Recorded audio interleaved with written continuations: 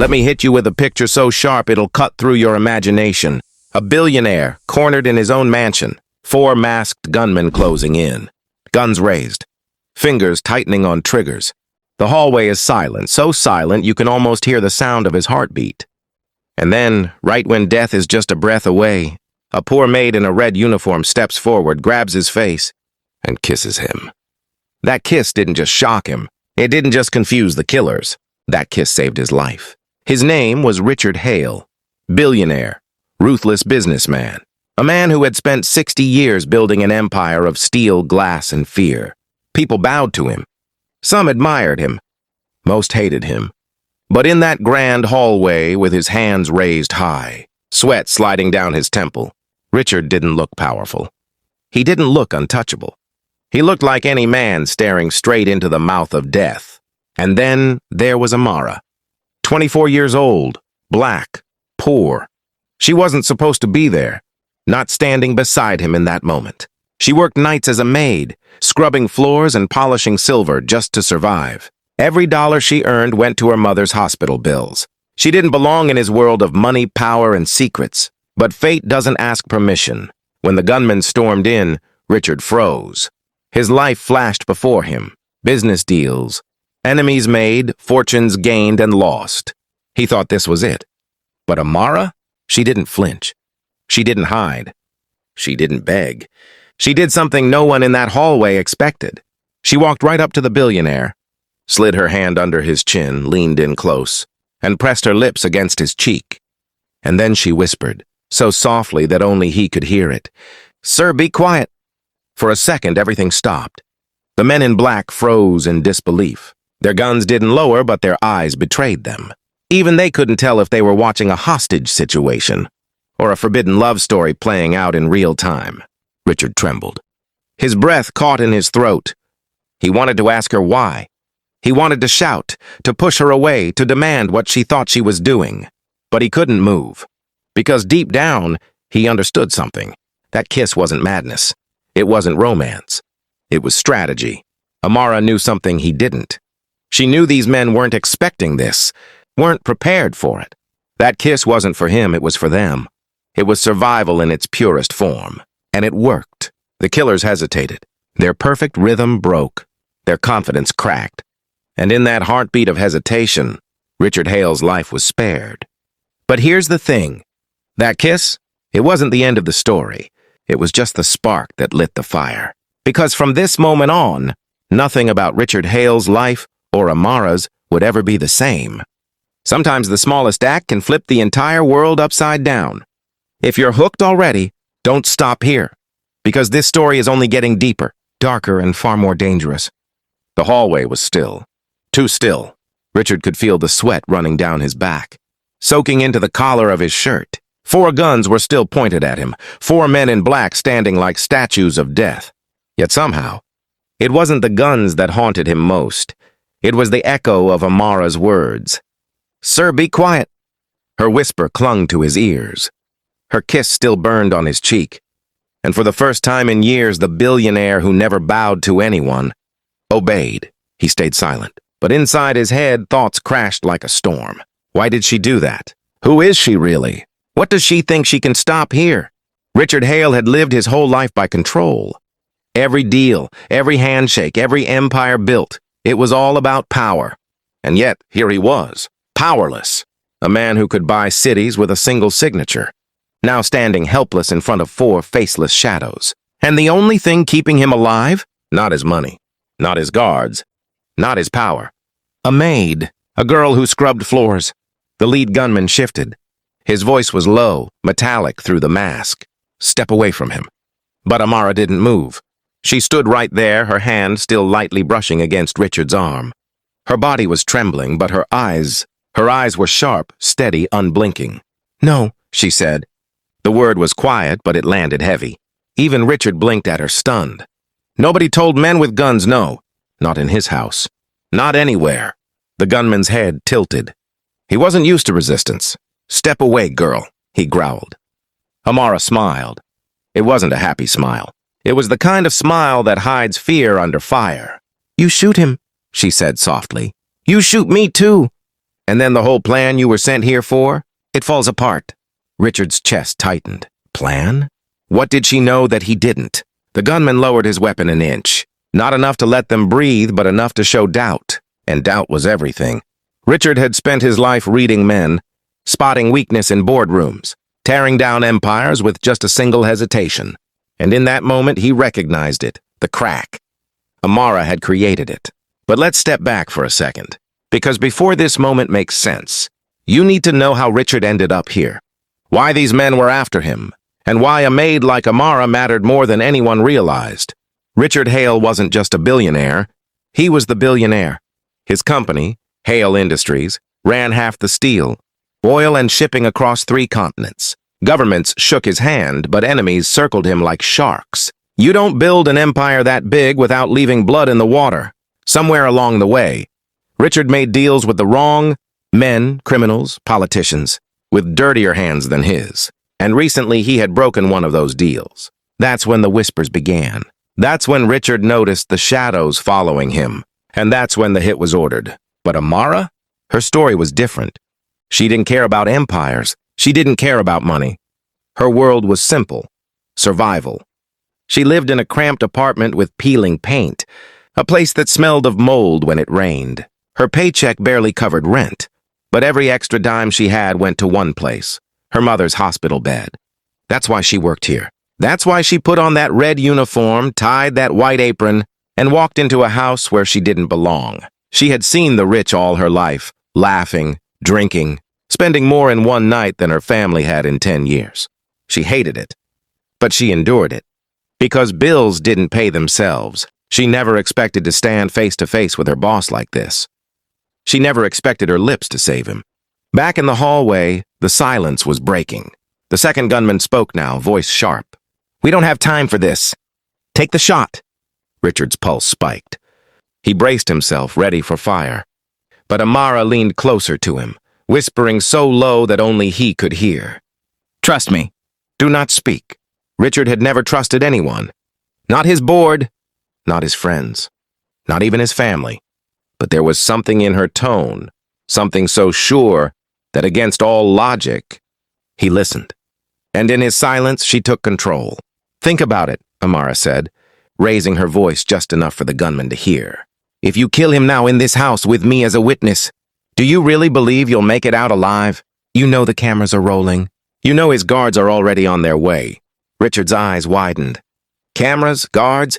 That wasn't true. He had no security left in this wing of the mansion. But she said it with such confidence, even he almost believed it. And the men? They faltered. One looked to the other. Their guns didn't lower, but their shoulders shifted with unease. It was a gamble. A lie spun out of desperation. But it worked. In that fragile hesitation, Richard felt something he hadn't felt in years. Hope. And it came from the last person he'd ever expect. The poor girl in the red dress. The maid. Amara. But here's the truth. The part Richard didn't know yet. Amara wasn't in that mansion by chance. She wasn't just a maid. And that kiss, that whisper, that act of defiance in the face of death, it wasn't just courage, it was destiny. Sometimes the people you overlook are the very ones who hold the power to save you. And sometimes, the poorest hands carry the richest courage. Stay, because this story has only just begun. The air in the hallway was so heavy, it felt like breathing through smoke. Richard could hear the faint click of one of the gunmen's fingers, tightening on the trigger. He thought this was it, the end. His life, his empire, all of it was about to vanish in one spray of bullets. But then Amara shifted, just slightly. She didn't run. She didn't scream. She pressed herself closer to Richard, like she was his shield. And then, bang! The first shot ripped through the air. Richard's ears rang. His body jolted. For a split second, he thought the bullet had torn through him. But when he opened his eyes, he realized something unbelievable. The bullet hadn't hit him. It hadn't hit Amara either. It had slammed into the marble wall just inches away. A warning shot. The lead gunman lowered his weapon, his voice ice-cold through the mask. "Next one doesn't miss." Richard's knees almost gave out. His body screamed at him to beg, to bargain, to throw money at them until they disappeared. That's what he had always done. solve problems with money. But he couldn't speak, not because of fear, but because of her words. "Sir, be quiet." Amara's hand was still resting on his arm. She was shaking, but her voice didn't waver. "You're making a mistake," she told the gunman. One of them barked out a laugh. "Mistake? Lady, the only mistake here is you standing in the way. Move, or you go down with him." But Amara didn't move. "You think killing him is simple?" she said. "Do you even know who he really is? You think you'll make it out alive after pulling the trigger?" Her words weren't just defiance. They were bait. And Richard saw it. She was stalling. But stalling for what? Now let me explain something you didn't know. Richard's mansion wasn't just a house, it was a fortress. And though most of his guards had been taken out or scattered during the blackout, Richard knew something the attackers didn't. There was still one man unaccounted for, his head of security, a veteran named Brooks. And if Brooks was still alive, he would already be on his way. Amara didn't know that. Or maybe she did. But either way, her gamble was working. The gunmen started to argue among themselves. One hissed, "We can't waste time. Orders were clear." Another said, "Orders didn't say nothing about a witness." The leader snapped at them to shut up. But that moment, that tiny crack of disagreement was enough. Richard had built empires on cracks like this. He leaned into Amara, whispering so softly only she could hear. "Keep going. Don't stop." And she didn't. "You think you're hunters?" Amara told them, her eyes burning. "But you're the ones trapped. Look around you. You really believe you control this place? This is his house. You step 1 foot wrong and you'll never leave alive." Her words hit like hammers. Not because they were true, but because she spoke them like they were. Richard realized then that this girl, this maid, had a weapon far stronger than a gun. She had nerve. She had presence. She knew how to twist fear. And in that hallway, she was turning the hunters into the hunted. But the gunmen weren't fools. They had been trained for this. And finally, the leader snapped out of it. "Enough!" he shouted. "No more games. Move away from him now." Richard's heart stopped. He saw the barrel rise again, saw the finger tighten again. And this time, he knew there would be no warning. He braced himself. But Amara didn't move. She pressed her forehead against Richard's cheek, as if whispering one last prayer. And then she said, loud enough for all of them to hear, "You'll have to kill me first." For a moment, silence. And then, another shot exploded. This time, the bullet didn't miss. The glass chandelier above their heads shattered, raining crystal across the marble floor. The hallway filled with sparks and shards, glittering like falling stars. Richard ducked, pulling Amara close. His body shook with adrenaline. He thought they were both dead. But when the dust settled, he realized something incredible. The shot hadn't come from the gunman in front of them. It came from behind. The attackers spun around, aiming their weapons at the far end of the hallway. And there, silhouetted against the light of the shattered chandelier, stood a man with a pistol in his hand. It was Brooks, Richard's last guard, alive. The standoff turned on its head in an instant. Now there were guns pointing in both directions. 4 assassins on one side, 1 guard on the other, and Richard and Amara caught in the middle. The air vibrated with tension. Richard's heart pounded like a drum. He felt Amara's grip tighten on his sleeve. And for the first time that night, he realized something terrifying. The guns weren't just aimed at him anymore. They were aimed at them both. Because whether Richard liked it or not, whether he understood it yet or not, his fate was now tied to hers. When the first shot rings out, the story changes forever. Loyalties will break, truths will surface, and survival will come at a cost no one is ready to pay. The hallway had turned into a war zone. Shards of glass glittered on the floor like 1,000 tiny knives. Smoke from the gunfire drifted through the air, stinging Richard's eyes. The sound of that last shot was still ringing in his ears, echoing off the marble walls. In front of him, 4 armed men, their weapons raised, their masks hiding every shred of humanity. Behind him, Brooks, his last guard, standing steady with his pistol, eyes locked, ready to kill or die. And caught in the middle, Richard Hale, Billionaire, and Amara, the maid who had just kissed him into survival. Brooks's voice boomed through the hallway, sharp and commanding. "Drop your weapons now!" The lead gunman laughed, low and cold. "1 against 4? You really want to die tonight, old man?" But Brooks didn't flinch. He had the stance of someone who had seen war, who had pulled the trigger more times than he could count. His eyes were ice. His finger curled around the trigger, unshaking. "You're not walking out of here alive," Brooks said flatly. "Not with him. Not with her." Richard's pulse spiked. "Her?" He glanced at Amara, confusion flooding him. Why was she included in this? She was just the maid. Just a poor girl trying to survive. Wasn't she? The tension snapped. One of the gunmen swung his aim toward Brooks. In the same heartbeat, bang! Bang! The hallway erupted in thunder. Richard ducked, dragging Amara down with him. Bullets chewed into the walls, spraying dust and sparks. Brooks moved fast, firing back, his shots sharp and precise. One gunman stumbled, clutching his arm. Another cursed, diving for cover behind a column. The world became chaos. Richard's lungs burned as he hit the floor, marble cold against his cheek. He felt Amara's fingers clutching his sleeve, pulling him, grounding him.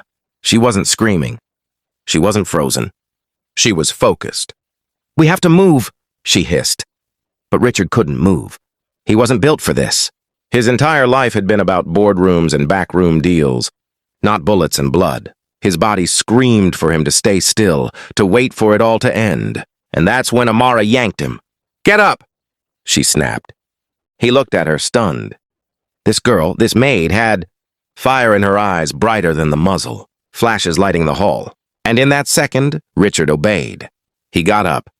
The two of them sprinted toward the side corridor, glass crunching under their shoes. Bullets rang out behind them, sharp and merciless. Brooks's voice roared as he covered them. "Go, I'll hold them off." Richard wanted to argue, to tell Brooks not to be a fool, but Amara didn't slow. She pulled him into the shadows of the side hall, her breath quick, her grip unrelenting. The world narrowed to survival. The corridor was long, dark, lined with heavy wooden doors. Richard stumbled, nearly falling. Amara shoved him against the wall, holding him there as bullets tore into the plaster just behind them. Her face was close to his now, her eyes locked on his.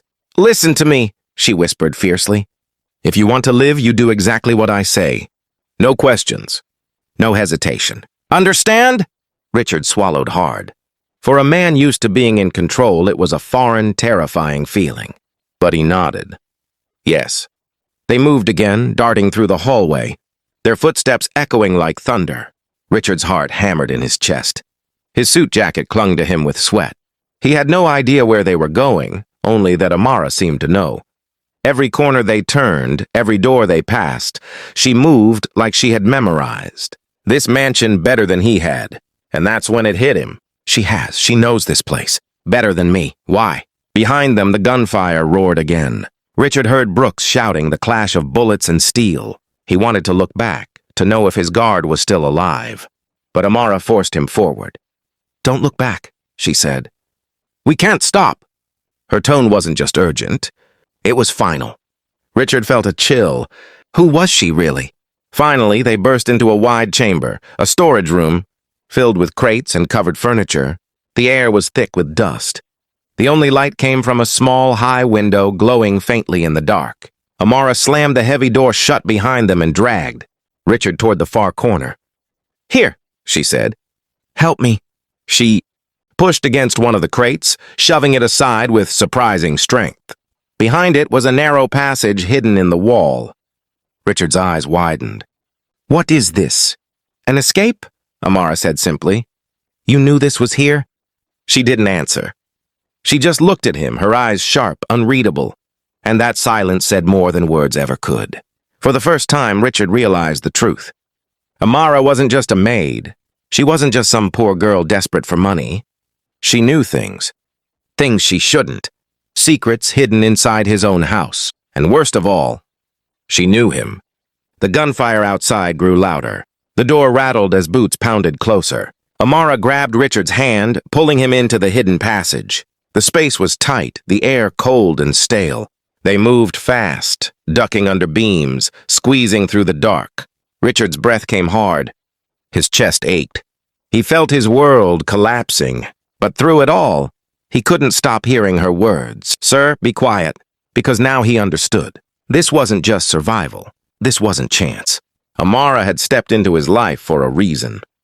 When they finally emerged on the other side of the passage, they spilled into another wing of the mansion, an older, abandoned part of the estate. The walls were cracked, the windows boarded. It smelled of dust and decay.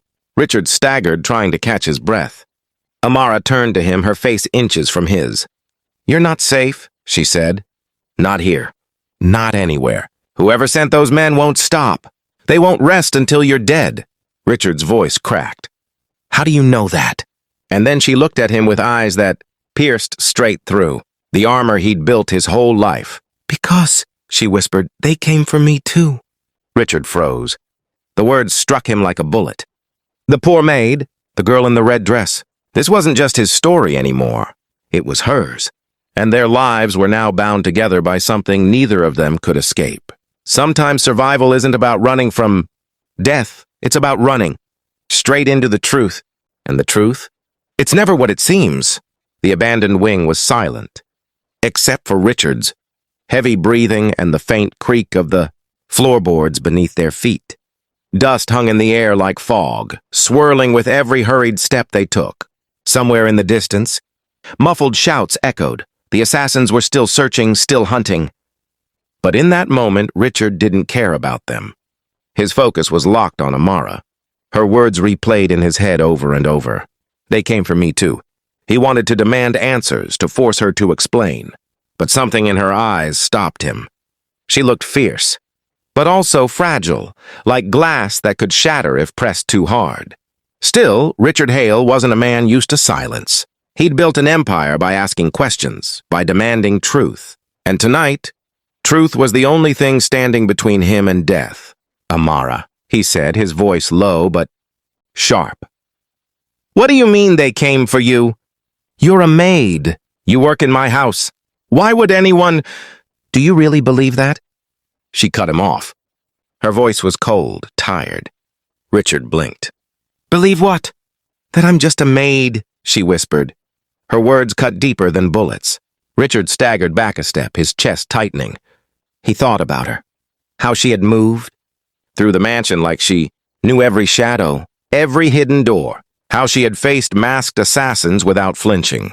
How she had kissed him, not like a servant desperate to save her life, but like someone making a move in a game she already understood. Pieces started to click together. Ugly, impossible pieces. "You've been lying to me," Richard said, his voice cracking with anger and disbelief. Amara looked at him, her jaw tight. "No, I've been surviving." Before Richard could respond, the sound of boots echoed closer. They didn't have time to argue. Amara grabbed his arm again, pulling him deeper into the ruined wing, past crumbling walls and broken furniture covered in sheets. But Richard's mind wouldn't let go. Surviving? From what? From who? And why did it involve him? They slipped into what had once been a study, its shelves lined with rotting books, its fireplace long dead. Amara shut the door softly behind them and pressed her ear against it, listening. The muffled voices of the gunmen were moving past now, their footsteps fading. For a moment, they were safe. Richard turned to her. His face was pale, but his eyes burned.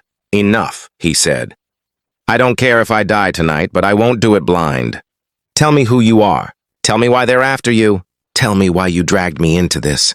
Amara closed her eyes. For a long moment, she didn't speak. Then slowly she turned toward him. And when she opened her eyes again, Richard saw something he had never seen before. Not the playful spark, not the fire of defiance, but raw, painful truth. "My name isn't Amara," she said softly. Richard froze. She let the words hang in the air, heavy and sharp. Then she went on. "It's Mara Layton, and I wasn't born poor. I wasn't born a maid. I was born into power, into money, into a family that made enemies everywhere they went." Richard's mind spun. Layton? He knew that name. Everyone did. The Laytons were old money, their empire once rivaling his own before it collapsed in scandal and blood. "They're supposed to be dead," he whispered. "The whole family, gone." Mara looked away, her face hard. "Not all of us." Richard felt the floor tilt beneath him.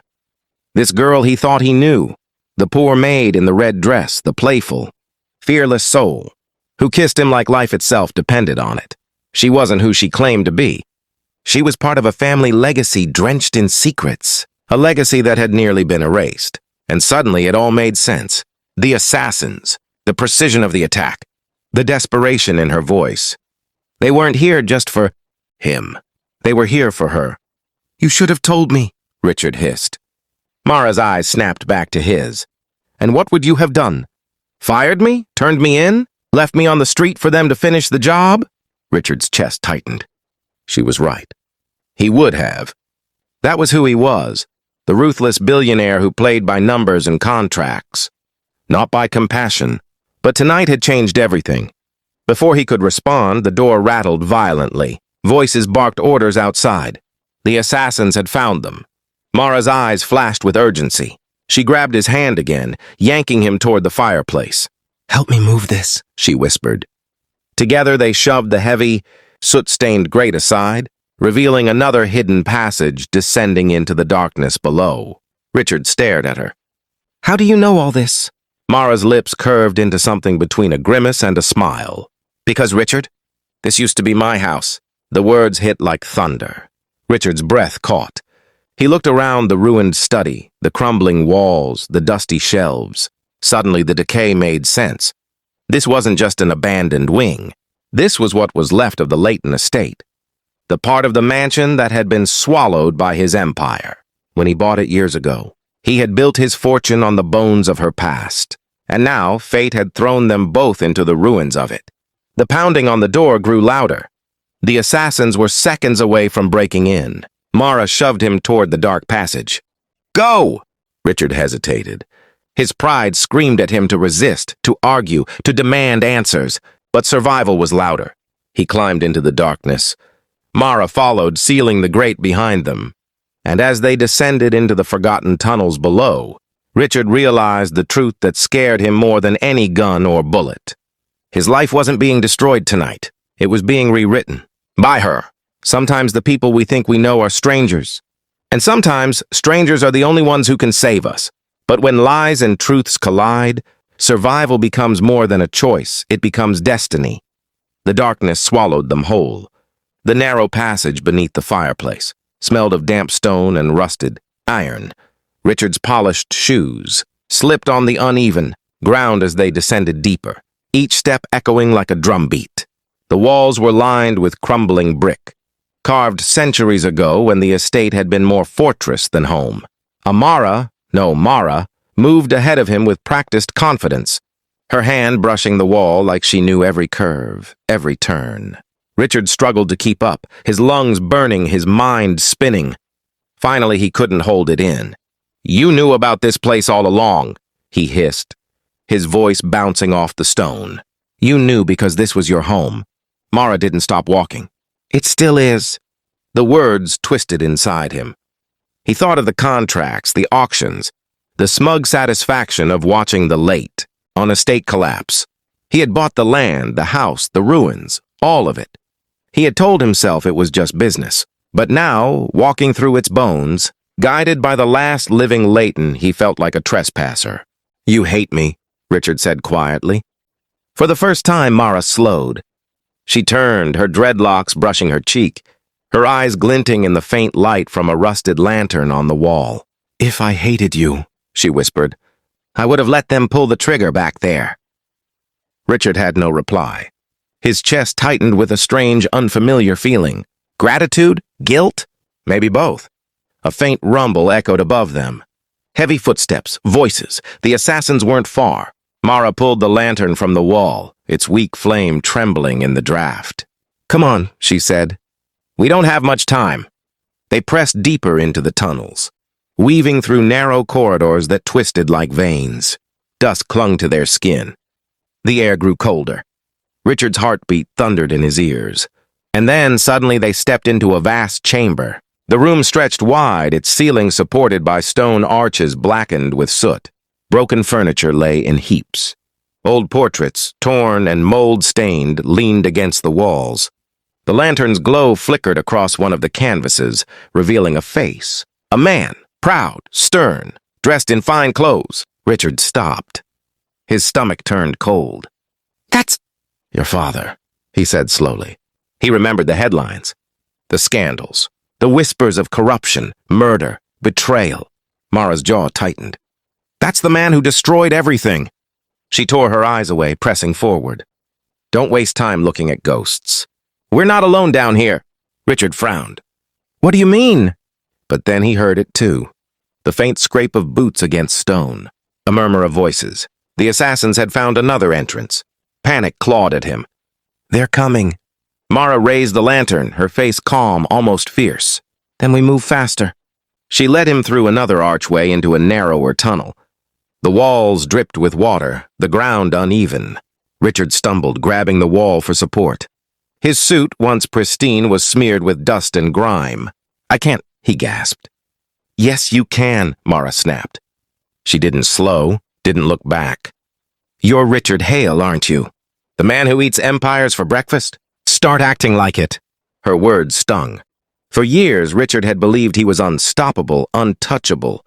But now he was just a man running for his life, led by someone he had underestimated. And she was right. He had to keep going. The tunnel twisted again and opened into another chamber. This one, lined with shelves of old documents, rotting ledgers, rusted lockboxes. It looked like an underground archive. Mara slowed here, her lantern sweeping across the shelves. Her breath caught. Richard noticed. What is it? These are my family's records, she whispered.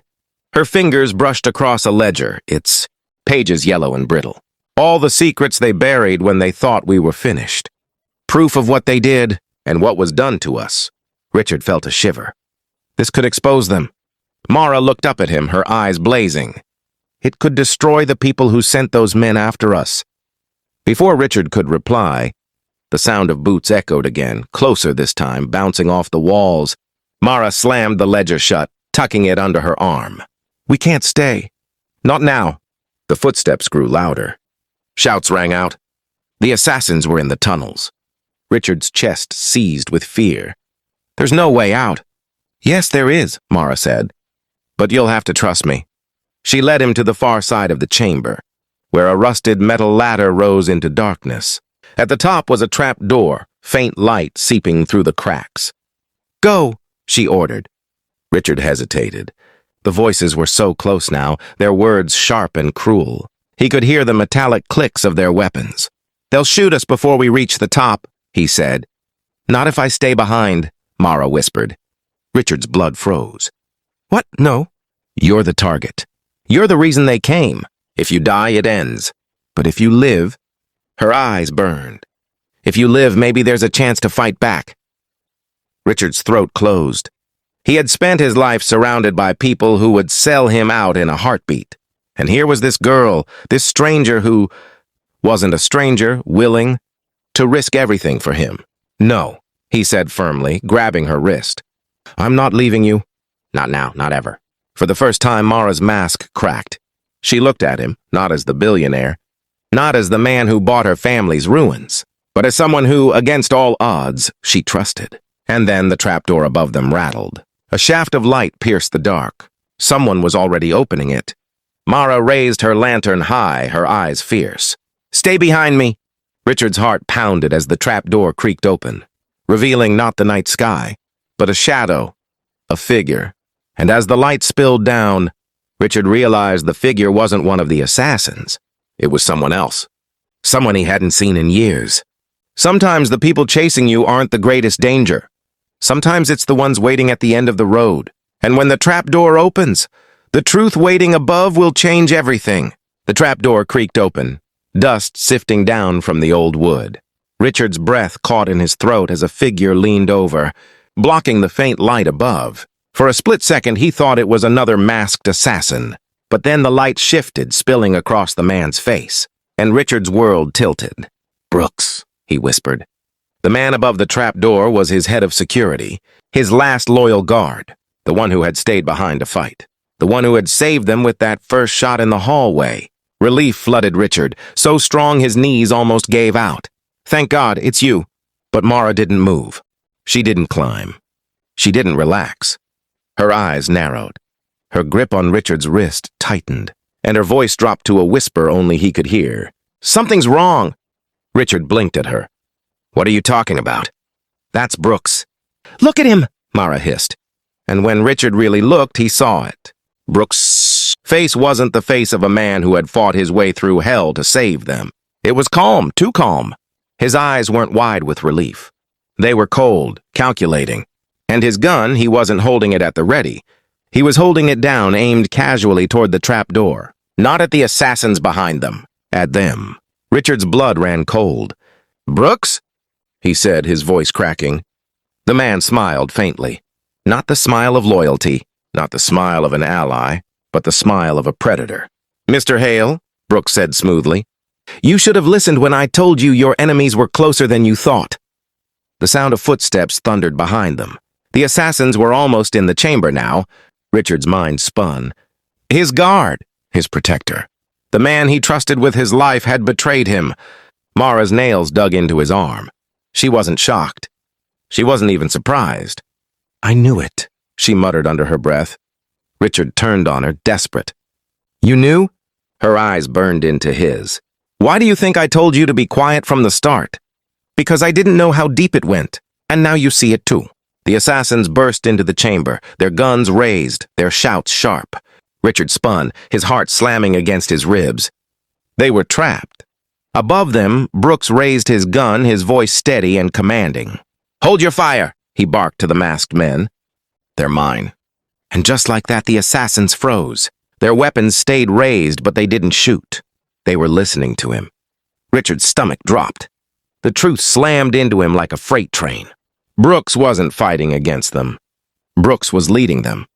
All the memories came flooding back, small moments he had ignored. The calls Brooks took outside. The way he always insisted on handling Richard's security alone. The times he had subtly steered Richard's schedule. It had all been him. The betrayal had been living inside Richard's house for years. "You sold me out," Richard whispered, his voice trembling with rage. Brooks's smile widened. "I didn't sell you out, sir. I just made sure the highest bidder won." Mara stepped forward now, her lantern casting sharp shadows across her face. "So it was you," she said coldly. "You're the one who leaked my name, my location. You told them where to find me." Brooks glanced at her, his smirk unbothered. "You were a loose end, and you should have stayed buried with the rest of your family." Richard looked between them, realization dawning. This wasn't just about me. It was about her. Always about her, and Brooks knew it from the start. The assassins shifted, impatient. One growled, "Enough! A talk. Let's finish this." Brooks raised a hand, silencing them. He crouched slightly, leaning over the trap door, his eyes gleaming in the lantern's glow. "You don't understand, Richard. You've been a pawn in something much bigger than yourself. This girl, she isn't what you think. She isn't your savior. She's the curse that will drag you down." Mara's jaw clenched, but she didn't flinch. "She's the reason you're still alive," Richard snapped, surprising even himself. His voice was raw, angry, protective. Brooks chuckled. "Alive, for now. But survival doesn't matter when the game is already over." The assassins closed in from behind, guns raised, shadows stretching long across the chamber. Mara's grip on the ledger in her arm tightened. Richard could see it in her eyes, the weight of her family's secrets, the danger of what she carried. And suddenly he understood. This wasn't just about killing them. It was about silencing history, erasing the last Leighton. And Richard, whether he wanted it or not, had been dragged into the center of that war. The trapdoor groaned as Brooks shifted, his gun now steady, aimed straight at Richard's chest.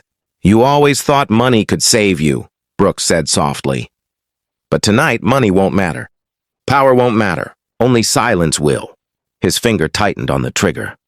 Richard's world slowed to a crawl. The assassins behind them. Brooks above them. Mara beside him. And no way out, unless... Richard's mind flashed back to her words. "Sir, be quiet. Not because silence was weakness, but because silence was strategy. Because while Brooks talked, while the assassins waited, Mara was moving." Richard glanced down just in time to see her slip something from the ledger. A small revolver hidden between the pages, old but still loaded. She raised it slowly, her eyes burning with fury. And for the first time, Richard realized something.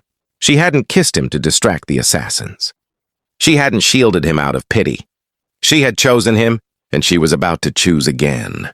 Loyalty is fragile. Betrayal is sharp. And when guns are raised on all sides, one decision will decide who lives and who is erased forever. The chamber seemed to shrink in on itself, every shadow crawling closer. The air smelled like sweat and gunpowder. The heavy silence broken only by the steady drip of water in the corner. Brooks' gun was leveled at Richard's chest. The assassins behind them shifted, their triggers itching. Mara's fingers wrapped tightly around the small revolver. She had pulled from the ledger's hollowed-out spine. It was a standoff, a deadly triangle, and Richard was at the center. "Drop it, Mara." Brooks' voice was steady, his tone almost casual, like he was ordering coffee instead of orchestrating murder. "You don't have enough bullets for all of us. You fire once, maybe twice, and then you die." Mara's lips twisted in a cold smile. "Then I'd better make those bullets count." Her words rang like steel in the chamber, sharp and cutting. Richard's pulse hammered so loud he thought it might echo off the walls. He could barely breathe. He wanted to grab her, to beg her not to fight, but deep down he knew it was too late.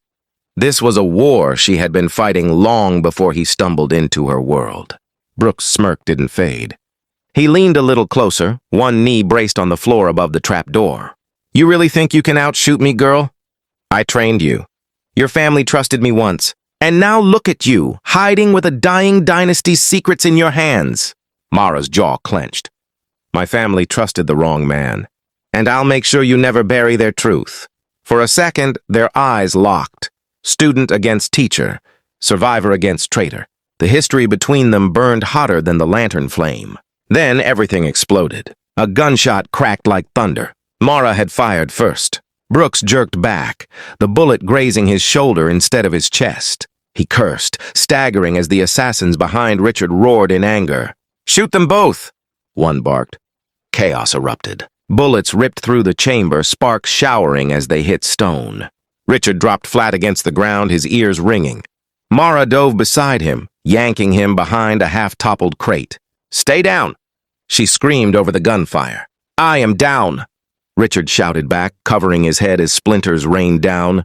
The assassins advanced, guns flashing. The lantern swung wildly, casting frantic shadows across the walls.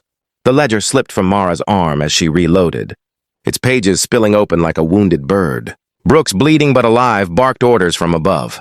"Don't kill her! Bring her alive, the book too! Hale's expendable!" Richard's chest burned at the words. Expendable, disposable.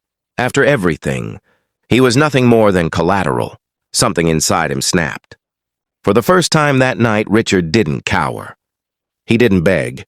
He reached for a rusted metal pipe lying near the crate, his hand trembling but determined. Mara fired again, dropping one of the masked men. The assassin crumpled, his gun clattering across the floor. Richard didn't think. He lunged for it. Sliding across the dirt, bullets whizzing past his head. His fingers closed around the weapon's cold grip. He wasn't a fighter. He wasn't a killer. But tonight wasn't about who he used to be. Tonight was survival. He spun, aiming shakily at the nearest attacker. His first shot went wide, but the second, by some miracle, hit the man's leg. The assassin screamed, collapsing against the wall. Mara glanced at Richard, shock flashing in her eyes. Then a grim smile. "Not bad for a billionaire." Richard almost laughed, hysteria bubbling up through his fear. "Guess money can buy a good aim." But the chaos wasn't ending. It was only building. Brooks dropped into the chamber now, his face twisted with fury, his shoulder bleeding. He moved with a predator's grace, ignoring the pain, his gun still steady in his hand. "Mara!" he roared. "You think you can rewrite history? You think one kiss and one coward can save you?"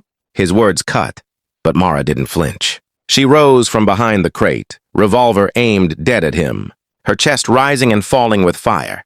"This isn't about rewriting history," she spat. "This is about finishing it." They fired at the same time. Her bullet slammed into his thigh. His grazed her arm, drawing blood. Both staggered, both still standing.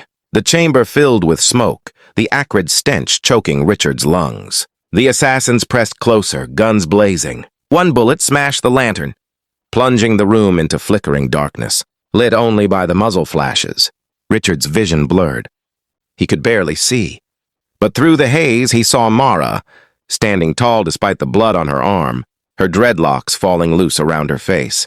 She looked like something untouchable, like history itself refusing to die. Brooks bellowed in rage, charging toward her. Mara fired again, but her revolver clicked empty. She swung it like a club, catching his jaw, but he barely faltered. His hand closed around her throat, lifting her against the wall. Richard's scream tore from his chest. "Let her go!" Brooks sneered down at Mara, tightening his grip. "I should have finished your family years ago. Tonight I erased the last of you." Mara's hands clawed at his wrist, her face turning red.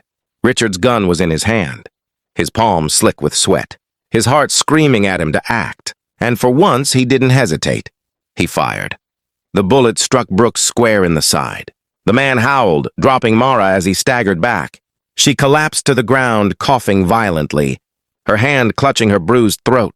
Richard rushed to her side, grabbing her hand, his voice frantic. "Are you okay?" Her breath was ragged, but her eyes met his with blazing defiance. "Better than him." Brooks stumbled, rage keeping him upright even as blood poured from his wounds. He raised his gun one last time, aiming at Richard, his face a mask of hate. But before he could pull the trigger, Mara surged up, snatching the ledger from the floor. With every ounce of strength, she hurled it at him. The heavy book struck his head with a sickening crack. Brooks collapsed like a toppled statue, finally still. The silence after was deafening. The assassins froze, their leader fallen. Some dropped their guns. Others melted back into the shadows, retreating as quickly as they had come. The war wasn't over, but the battle was won. Richard sank to the ground, his chest heaving, sweat dripping into his eyes. He stared at Mara, the woman who had kissed him, saved him, fought beside him. She met his gaze, bloodied and exhausted, and whispered hoarsely, "Told you. That kiss would save your life.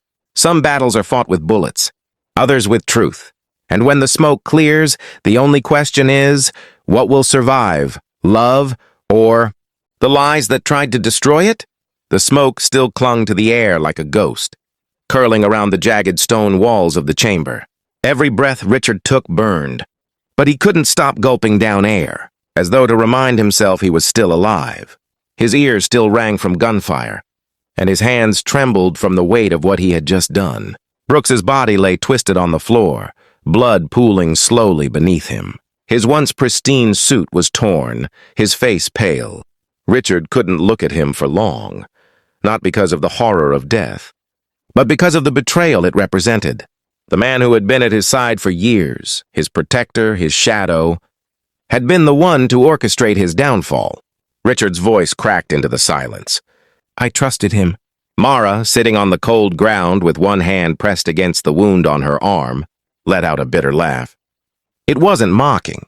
It was the laugh of someone who had known betrayal far too well. "Power eats trust for breakfast," she rasped. "That man was never protecting you, Richard. He was protecting the lies he built." Richard looked at her, his chest tightening. Blood streaked her arm, dirt smudged across her cheek, her hair loose and wild from the fight. And yet, she looked unbreakable, stronger than anyone he'd ever met. The ledger lay between them, its cover dented and stained from where she had used it to end Brooks. The heavy book seemed alive in the silence, a weight not just of paper, but of history. Richard reached toward it, hesitating before touching it. This is what they were after? All this death. For a book? Mara's eyes burned into his. Not a book, a truth. My family spent decades documenting the deals, the blood money, the corruption. Brooks wasn't just betraying you. He was making sure their crimes were buried forever. Richard's fingers grazed the cover. For the first time, he felt the enormity of what he had stumbled into. His life of wealth and boardroom suddenly felt small, meaningless even. "Why give it to me?" he asked quietly. "Why trust me with this?" Mara leaned closer, her voice low but steady. "Because you've spent your life surrounded by wolves who only saw your money. But when the guns came out, when death was breathing down your neck, you weren't the man with billions. You were just a man, and you still chose to fight. You still chose me." Her words struck deeper than any bullet could. Richard swallowed hard. "I didn't choose you. You saved me." Mara's lips curved into the faintest smile. "Maybe both are true." A faint groan interrupted them. Richard's head snapped up, terror shooting through him. Brooks! But it wasn't Brooks. It was one of the assassins crawling toward the exit, dragging his leg. He didn't raise his weapon. His only goal was to escape into the shadows. Richard's gun was still in his hand. His instincts screamed to lift it, to fire, to erase the threat. But Mara's hand covered his, gently pushing the barrel down. "Let him go," she whispered. Enough blood for one night. Richard let the gun fall, his chest heaving. For the first time in hours, silence felt like peace instead of doom. They sat together in that silence, backs against the wall, the weight of everything pressing down. Richard tilted his head back, staring at the cracked ceiling above. "What happens now?" Mara didn't answer right away. Her gaze was fixed on the ledger, as though she could see through its pages into the souls of the people it condemned. "Now," she finally said, "now we decide whether to stay quiet or speak." Richard frowned. "If we speak, we paint targets on our backs, bigger than tonight." Mara's eyes met his, fierce and unwavering. "And if we stay quiet, then all of this was for nothing. My family's deaths, every scar, every scream, it'll all vanish into silence." Her hand brushed his, not soft, but firm, grounding him. "Silence is safe, but truth is freedom." Richard studied her in the dim light. She had every reason to run, to disappear, to let the world destroy itself without her. But she wasn't running. She wasn't hiding. She was choosing to fight, and for the first time in his life, Richard wanted to fight too. Not with money, not with power, but with her. He reached for the ledger, lifting its heavy weight into his lap. "Then we speak." Mara's lips parted, a flicker of surprise crossing her face before it hardened back into resolve. "You sure about that, billionaire?" Richard smiled faintly, though his eyes were wet. "I'm sure about one thing. Without you, I'd already be dead. That kiss. It wasn't just my life you saved. It was my soul." Her throat bobbed as she swallowed, looking away. But not before he saw the shine in her eyes. Above them, faint sirens wailed in the distance. Someone must have heard the chaos. The world was coming. Questions would be asked. Lies would be told. But Richard knew one thing with crystal clarity. For the first time, he didn't care about protecting his empire. He cared about protecting her. Protecting the trut. As the sirens grew closer, Mara pressed her forehead gently to his, their breaths mingling in the smoky chamber. "Sir," she whispered, the same words that had started it all. "Be quiet." But this time her voice wasn't warning. It was tender, soft, a promise that silence didn't mean weakness anymore. It meant strength. It meant survival. It meant love. They sat together in the ruins of betrayal, holding the weight of truth between them, waiting for the world to crash through the doors. Not afraid anymore, not alone anymore, because the poor black girl had kissed the billionaire boss, and that kiss hadn't just saved his life, it had changed it forever. Sometimes love begins in the shadows. Sometimes truth survives in a single kiss, and sometimes when the world wants you silent. The bravest thing you can do is speak.